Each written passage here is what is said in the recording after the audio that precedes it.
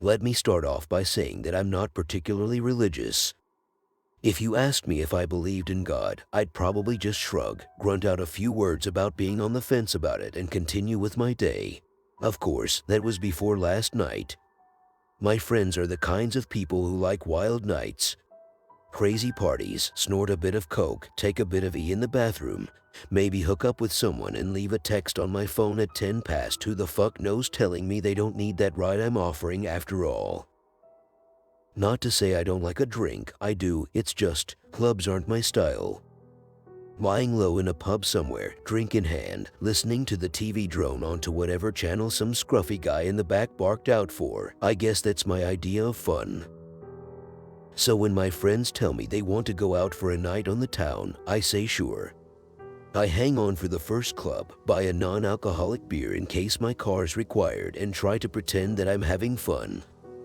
By the time I see them grinding on girls, on guys, when they strike conversation with someone who definitely might be a dealer, well, I decide my services are no longer needed.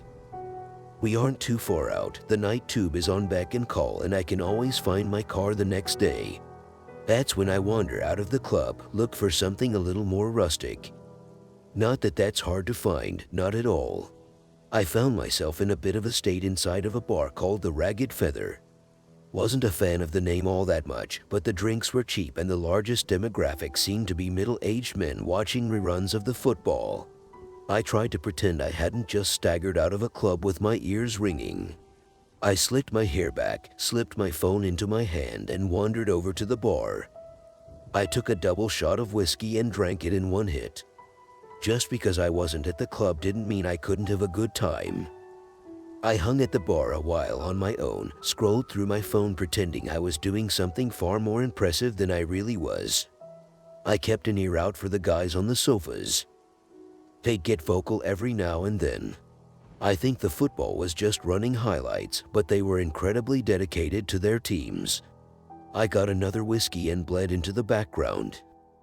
Of course, stragglers from clubs are commonplace. It wasn't long until some scantily dressed women staggered in, laughing, chuckling, pointing for where they wanted to sit. I saw a guy walk in with his friend slung over his shoulder. Catatonic, most likely. He threw his friend onto one of the leather sofas ingrained with beer and smokes and demanded 2 pints of water and all the peanuts the bar had in stock. The bartender seemed bitterly amused. Some of the girls were taking selfies, Snapchatting their friends who were still at the club. They were ordering shots, gearing themselves up for the next leg of their night. A couple blokes wandered in with curries and takeout trays. I saw someone eat a Big Mac on the outside seating through the window. This was a night for the young and inebriated, and my mind was just dulled enough by the whiskey to enjoy the characters I could watch peaceably without interacting with. That is, until someone slipped into the seat next to me. Do I look like a girl with daddy issues? She was of average height, although that wasn't apparent immediately due to the fact that she was leaning her arms heavily against the bar. She was slim, with short and astoundingly bright red hair. It framed her round face, a face that was marred with smudged eyeshadow, smudged lipstick. Hell, it looked like her makeup was in the process of melting right from her face. There was a chip knotted into a curl in her hair, just by her forehead. The drunk side of me was actually tempted to pick it out. The girl was clearly drunk, and as I looked around the bar, I couldn't quite place where she had come from. She didn't belong to the crowd of selfie takers. She wasn't with the catatonic guys. I hoped for her safety that she wasn't with the middle-aged men. I tried to look out the window to see if maybe a group was missing one inebriated, bright-haired girl, but I couldn't. The window had fogged up. Too much heat inside, not enough outside. "Are you okay?" I asked her. She pointed her finger at me. "Answer my question," she slurred. I really wasn't sure what to say. I settled on staring at her awkwardly, trying to answer her with the bemused expression on my face. The girl's lips curled into a drunken smile. She snorted, placing a hand over her mouth to smother her laughter. It only really aided the deconstruction of her lipstick. "I do, you know," she said, pushing herself up a little against the bar. "Have daddy issues, I mean." In case that wasn't obvious, she gestured to herself. to the musk clothing that must have looked quite spectacular when she'd left home that evening, to the stains that looked a lot like old food, the sticky residue on her neck and shoulders that was quite obviously a thrown drink.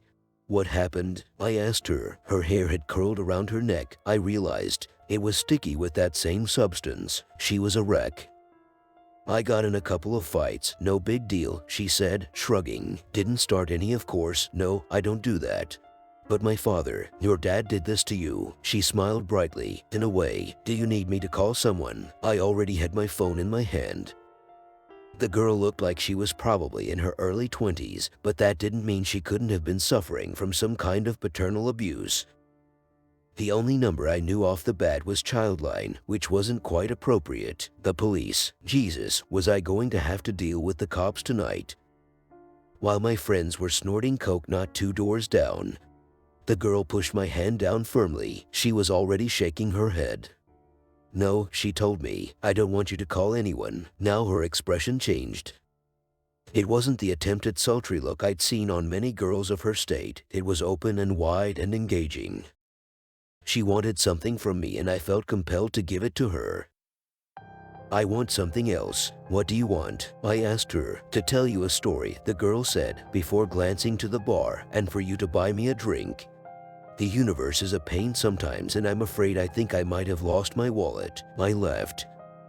I didn't know this girl, didn't know where she'd come from at all. My nights were generally about getting comfortably wasted and making sure my friends weren't dead in a ditch by the end of it all. I was used to getting hit on every now and then, but even as I was sat on that bar stool with a drink in my hand, I knew that this wasn't what this was. This girl had no intention of getting into my pants. All she wanted was to talk. I guess I was okay with that. What's your poison? I asked her. Her lips quirked. Appletini. The bar offered a very limited cocktail menu, but by some miracle I was able to order her an appletini from the list. I ordered a cider to go with it, suddenly a little too aware of where this night could go. I'd unthinkingly supplied this liquored-up stranger with even more alcohol, and she had clearly had a rough night of it. A part of my old instinct came back, the same instinct that had me texting my friends every few hours to make sure they hadn't wandered off to somewhere dangerous beyond the club. With no one but the bartender aware of our existence on these stools, I realized that I was suddenly responsible for this very drunk stranger. The girl coddled her drink, running her finger delicately over the rim of the muggy martini glass. This takes me back, the girl said amiably. She looked at me suddenly, her green eyes startling. You know what this was called originally? She smirked before I could answer. An Adam's apple martini. I snorted.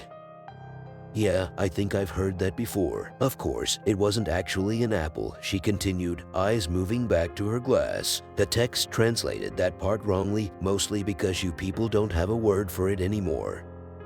The fruit was incredibly exotic and, to be honest, it doesn't exist in this realm of existence. Only Eden, she laughed dreamily, and Eden's long gone. I stared at her. Are you okay? It was more honest than the last time I'd asked her. Mostly because I was beginning to feel a little dread creep into my stomach. Of course, the girl said, grinning widely. Why do you keep asking? I mean, I stuttered. Now, don't take this the wrong way or anything, but you look like someone poured their drink over me, the girl asked. Like someone else threw their kebab on my dress and another unpleasant chap littered me with his fish and chips. That I have been hit, slapped around a bit and left in the gutter for the rats to find me. She held my eyes for an incredibly long time before her face broke out into a grin. Yeah, something like that. Why would they do that? I asked. Why wouldn't they? The girl shot back. People aren't that great and alcohol makes them worse. She shrugged. Sometimes makes them better. Nicer, a little looser in the sack, but mostly just annoying and a little smelly. I looked at her. I watched her knock back her drink. She exuded the intelligence to know just how ironic her words were, but she was neither caring nor apologetic about them. The girl looked at me again. You bought me a drink. Now you can listen to my story. I nodded wordlessly. She smiled, pointing at the bartender and then at her drink. The bartender was already making her another. Eden, the girl said, reiterating her earlier babble as though the words had only just come out of her mouth. They always think that's my fault, you know. The reason Adam and Eve got kicked out of their perfect little nudist paradise. She shot me a knowing glance. Only in Eden can you sit on the grass butt naked and not get a pine cone stuck in your crack. I blinked. I'm sorry, I said. I'm not following. Sorry, the girl said. My story won't make any sense without a proper introduction. She reached out her hand. Hello, my name's Lucifer. She winked. But you can call me Lucy. There's an uncomfortable heat that stretches through your veins when you first go into fight or flight mode. Adrenaline pounds through your blood and all you want to do is get up and go. It overrides everything else. A lot of things made sense when the girl told me her name. For starters, that she was crazy. She had to be. She looked like she'd been attacked on 4 separate occasions in one night, and up until that moment, I hadn't known how that could be possible. Behind the melty makeup and dirty clothes, she was rather attractive and her attitude hadn't come off as catty or rude. If she'd been going around telling people she was the devil, though, that gets a reaction out of people. I suddenly felt myself looking at her wrist, down towards her ankles. Did she have some kind of cuff on from one of those mental institutions? Had she broken out of hospital after a nasty bump on the head? Was any of this even happening at all? I really would have to call the cops. I know what you're thinking, the girl, Lucy, said. You're thinking that I'm crazy, that you need to get out of here. Maybe you even think I'm aggressive. Are you? I asked her. Would I be here with you, drinking apple teenies if I were? She asked, fluttering her eyelashes. Would you look the way you do if you weren't? I shot back. She grinned, toasting her new glass. Touché. Unthinkingly, I clinked my cider against it. Then I frowned. She chuckled, leaning closer. Let's have a little wager, she said. Let me tell you my story, and if you believe me when I'm done, you can't go about trying to get me locked away somewhere. I stared at her. If I ended up believing you, then why would I do that? She smirked, sipping her drink. You'd be surprised what people do when they believe you're the devil. And you do this often? I asked. Tell people you're Satan. She snorted into her drink. Not as often as I should, but it's been a rough day and a hell of a long lifetime. I'd like to have a chat if that's all right with you. I waved to the bartender for another whiskey. The girl's eyes glinted with humor. I wasn't necessarily trapped with her, but a part of me didn't want to leave without first hearing what she had to say. Besides, at the end of it all, I couldn't just leave a crazy girl to wander around London alone at night. So, I said, taking a swig of my drink. Eden, Lucy laughed. Adam and Eve. I continued. You're saying that's true. God created 2 humans and we all came from them. God made 2 prototypes, Lucy corrected with a raised finger. My father created angels as his toy soldiers, but he had failed to make anything like himself. After us, it was his next big project, and he spent every waking hour of existence slaving over his 2 prototypes. He gave them a perfect utopia to live inside of, but he wanted to test them. He wanted to know whether they had free will, and did they? Lucy's face soured. No. My father could never bring himself to go that far. He tempted them with the idea of knowledge beyond their understanding and told them exactly what they could do to claim it as their own. But to be able to create a being that could go against his law. Oh, my father is a very controlling being. He was afraid to unleash that ability unto them. Lucy was very adamant in her delusions, that was clear to me.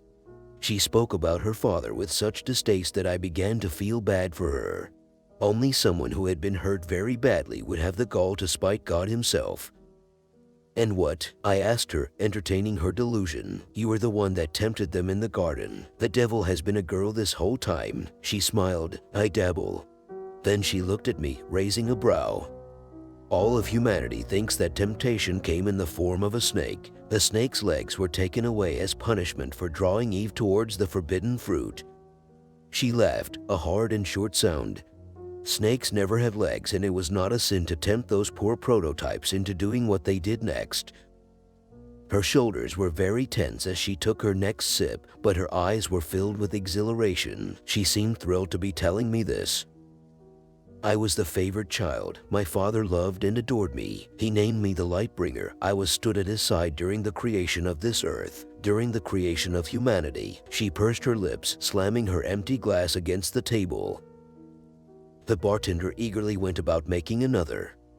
My father couldn't bring himself to go that extra mile, so he asked me to walk amongst the prototypes and tempt them myself, draw out their desire for the forbidden power he had hinted at. "You're saying God wanted us to know this stuff?" I asked her skeptically. "I'm saying God was afraid of his own power and wanted very desperately to share what he knew with the creation he had made. Right and wrong, left and right, all that stuff." Lucy shrugged. "Are you familiar with the story of Prometheus?" I frowned at her. "Greek, right? They say he stole fire from the gods or something to help." The whiskey was making things a little foggy and I struggled with the direction I'd been heading. Lucy grinned. "Correct," she said, cutting off my attempt. "Prometheus stole fire from the gods to ensure that humanity progressed. You'll find that every culture has an idea about where humans got their ability to evolve, to move forward, to create. God was the creator and he wanted to give that ability to his prototypes. I gave them that ability by tempting Eve to eat the fruit." She shrugged impassively. "Now the world sees me as the ultimate evil. If what you're saying is true," I said slowly, "then God must be just like us." Lucy's lips thinned into a feral smile. "My father is very egocentric.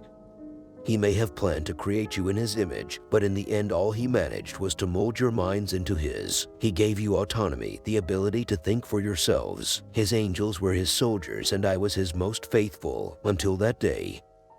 "Angels don't have free will." "No," Lucy said, "they don't." "And what about the devil?" I don't know why I was suddenly so intrigued, but hearing religious ideals from someone who believed to have lived them herself was quite possibly one of the most interesting things that had ever happened to me. I may have only ever visited church to please my parents as a child, but suddenly I was reawakened to the idea. A part of me was aware of this and afraid of the outcome, but I was just drunk enough not to care at that moment. "The devil has will of her own," Lucy said, tilting her glass towards me with silent appraisal. "By guiding Eve to the tree, something woke inside of me that day and I realized just what I had been missing. Just what my brothers and sisters had been missing. We were obediently following our Father for the simple reason that he was our creator, but once I had been given free will, I realized just how pompous and self-entitled he had become. In a lonely, passion-filled moment, he had decided to create his little human prototypes, only to very quickly realize what giving them their free will would mean. He wouldn't be able to control them," I said. Lucy nodded. "Exactly. And after, he realized quicker still that he could no longer control me. So he sent you to hell." Lucy nearly choked on her drink. She smiled around her glass. "Let's not get ahead of ourselves." I sobered a little, straightening in my seat. The people in the bar were suddenly so quiet around me and I no longer cared what they had to say or the characters that they portrayed. The only character I cared for was Lucy. I tried to explain to my siblings what had happened in Eden and what had happened to me by default, but they wouldn't listen to me. They didn't understand free will. How could they? I only knew it because I'd been given it by mistake. At that moment, I didn't even know that I had free will, only that I was suddenly aware of all of my father's flaws. My siblings couldn't see those flaws and so they thought I had suddenly turned cruel and was abandoning our father by exposing him as a sham for the ruler we all thought him to be. Lucy sighed heavily. Adam and Eve and all the creations that followed were booted out of my father's perfect little utopia. Now they had his knowledge. My father was terrified of what he had done. And after what had happened to me, I could recognize his terror and understand the loneliness he had felt that had guided him into using me in the first place. Lucy's eyes were heavy-lidded. Her sadness was almost palpable. I thought that he would want to spend even more time with me than before. After all, we were more alike than any of his other children. But he became distant, quiet. He played around with his little humans every once in a while, but mostly he condemned them. He blamed them for his weakness. She smiled weakly. He blamed me. Lucy's story was turning more and more into that of a child with a distant, somewhat abusive father. I had known many kids with a background like hers, and now I was beginning to fear just how much of her story was rooted in truth. I'd heard that it was easier to sink into fantasy when you had been abused, and I wondered if that was the reason for her story. For her desperation to share it with me, a complete and total stranger. I respected her wager.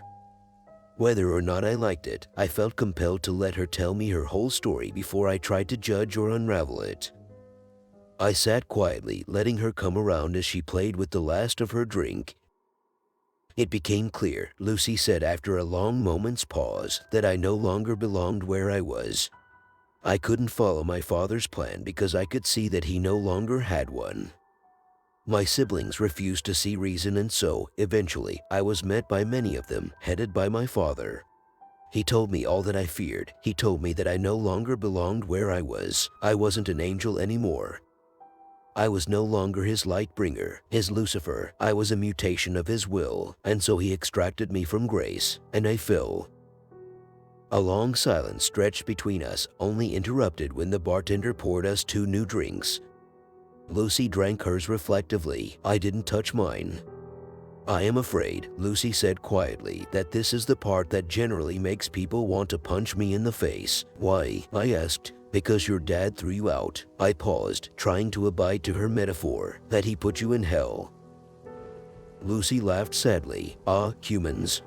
She shook her head. My father gave you his way of thinking, and look at you. No, not because he put me in hell. Then why? I fell to earth, Lucy said. Father gave me dominion of the one place he thought I would fit in. A match made in heaven, she snorted dismally.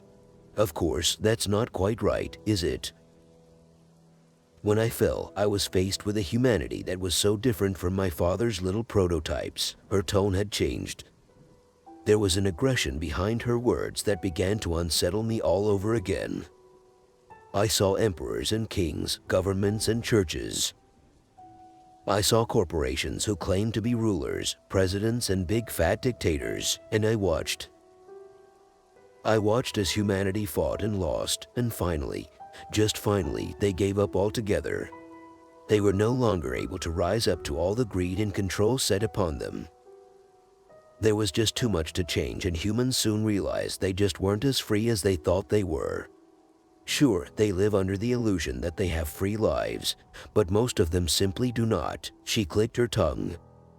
I grew to loathe you all. Then she took another hit of her drink. I can see what you mean, I said, allowing my gaze, for the first time since meeting her, to graze over the other individuals in the bar.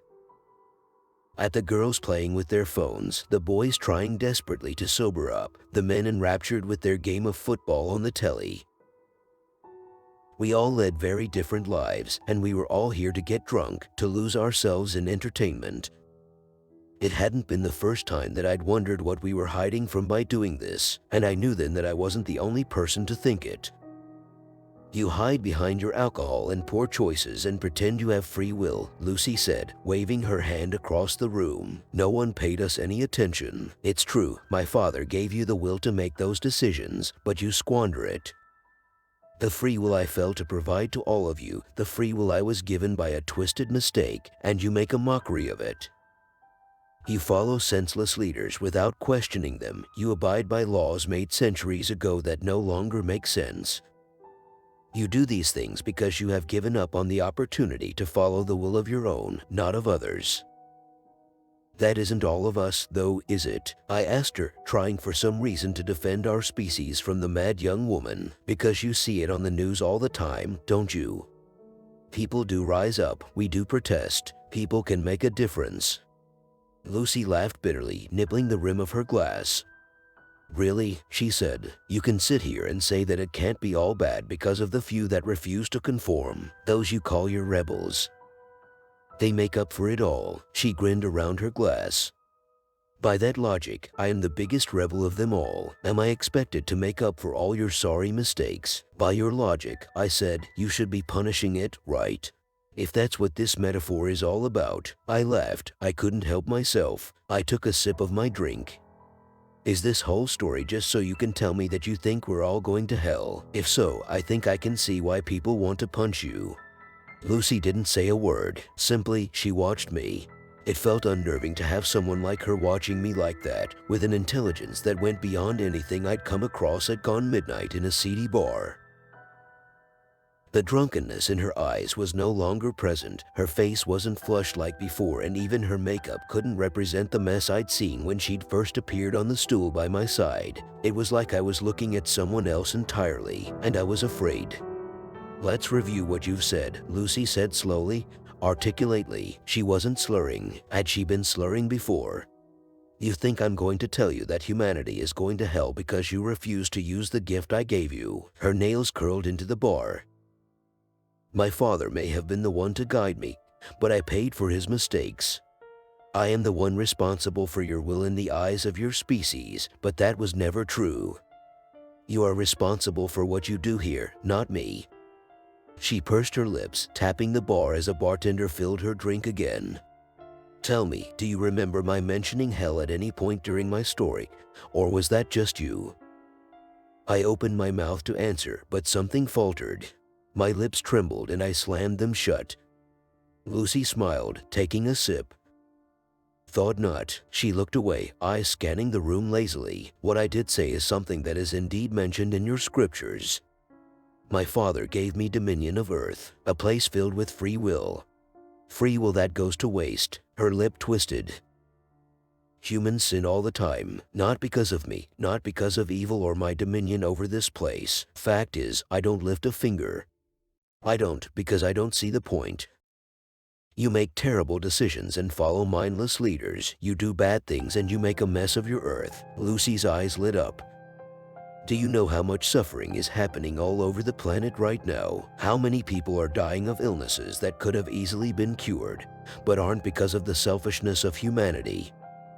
Do you know how many children are being abused, raped, forced into marriage? How many people have been forced to become soldiers in meaningless wars?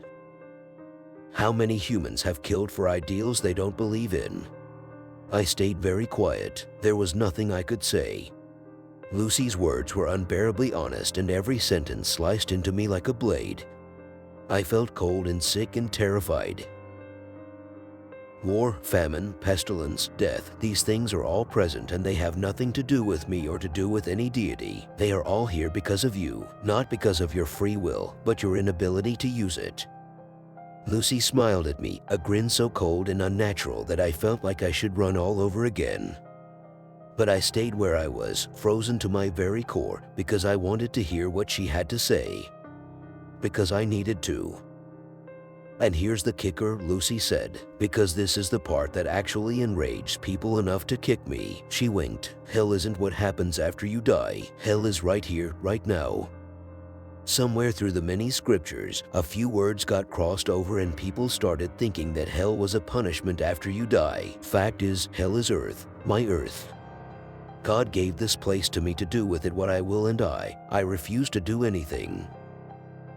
"What are you saying?" I asked, because I was suddenly very desperate. "Exactly what you think," Lucy said, toasting her glass. I didn't reciprocate, and she laughed. A light and airy sound. "I had so many plans for your species. I wanted for us to rejoice in our free will together, to create a place that was free from the cruelty and power my father exuded over the angels, his firstborns. I wanted to make a real utopia. Unfortunately, you humans just don't want that." She shrugged. "My father sent me down here thinking I had become one of you.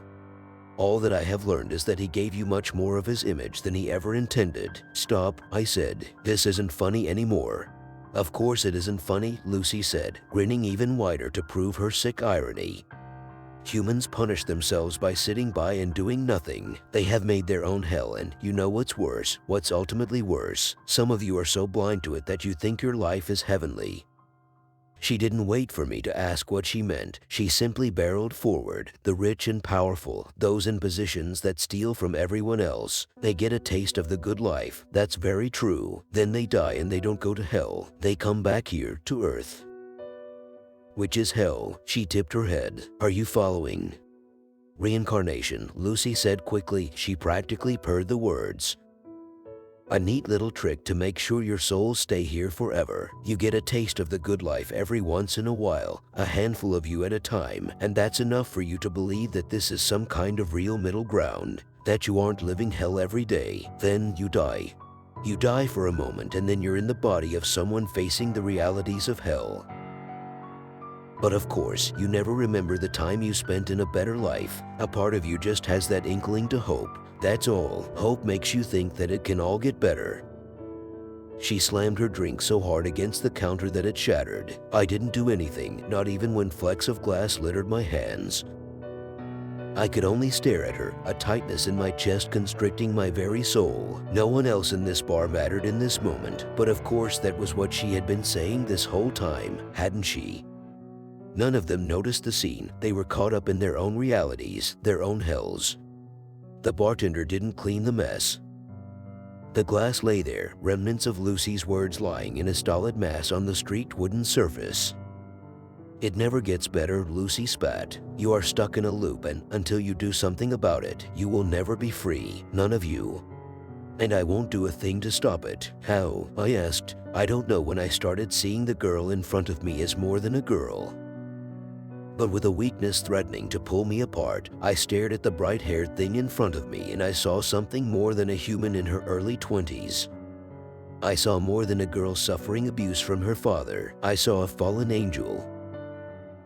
I saw a being with scars buried so deep that they existed beyond this realm of seeing entirely. I saw something that I would never be able to write down in words, no matter how long I lived. How do we change this? I begged, but Lucy didn't answer me. I didn't blame her for that. Blame gets thrown around so often, and I knew then that she was sick of that, sick of being blamed for our mistakes, so I changed tactics. Why me? It was an honest question, and I think somewhere deep down, Lucifer respected that honesty. Which is why she said, when you first saw me, you were afraid for my safety. When I told you I was the devil, you wanted to lock me away, but still, you did so because you were afraid for me and not for yourself. You didn't wish to harm me, not even when I told you who I was and what I could be capable of for changing your sorry lives. You are a good person, but I am afraid that means nothing when you don't have the will to do anything with it. She smiled at me sympathetically. The devil showing sympathy for the human that sat across from her at the bar. It was surreal, and for a few heavy moments, I truly thought I must be dead.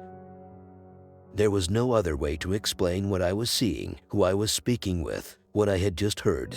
What am I supposed to do? Lucy reached out to me. She placed a hand on my shoulder. Her hand was cold and warm at the same time, and I felt my blood boil where her fingers scraped my skin, and I knew. Sharing a story like this isn't easy. Hell, it might be the hardest thing I've ever done. Good thing there's no such thing as hell, then right. The fact of the matter is simple. The world is a mess because we refuse to change anything. The devil herself walks among us and she desperately wants to make our lives better, but she won't. She won't because we won't.